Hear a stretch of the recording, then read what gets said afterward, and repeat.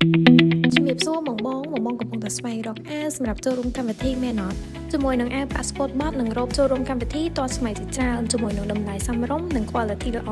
បងអាចជ្រើសរើសហាង Laura Fashion ដើម្បីធ្វើជាជម្រើសហាងសម្លៀកបំពាក់របស់បងបាន Laura Fashion យើងដែរមាន mode elegant classy និងទាន់សម័យជាច្រើនផ្ដល់ជូនបងទាំងអស់គ្នាជ្រើសរើសសម្រាប់អាវ៉ាន់ពីខាង Laura យើងទៅទាំងអស់គឺរចនា mode ឡើងពីខាង Laura ផ្ទាល់តែម្ដងជាមួយនឹង designer ដែលមានជំនាញច្បាស់លាស់អញ្ចឹងបងទាំងអស់គ្នាអាចជ្រើសរើសសម្លៀកបំពាក់ពីខាង Laura យើងទៅដោយទំនុកចិត្តបានខាង Laura យើងដែរមិនត្រឹមតែមានជាប្រភេទអាវ៉ាន់ស្រាប់ទេបងទាំងអស់គ្នាចង់ជូនកំងកាត់ក៏យើងមានទទួលកំងកាត់ជូនបងទាំងអស់គ្នាដូចគ្នា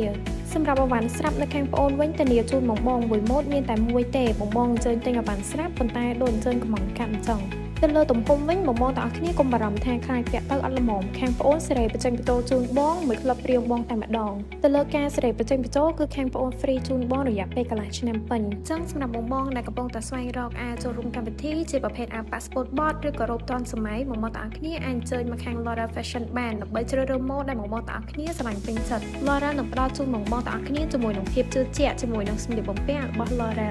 សម្រាប់ព័ត៌មានបន្ថែមបងទាំងអស់គ្នាអាចឆាតចូលមក page របស់ Laura ផ្ទាល់បាន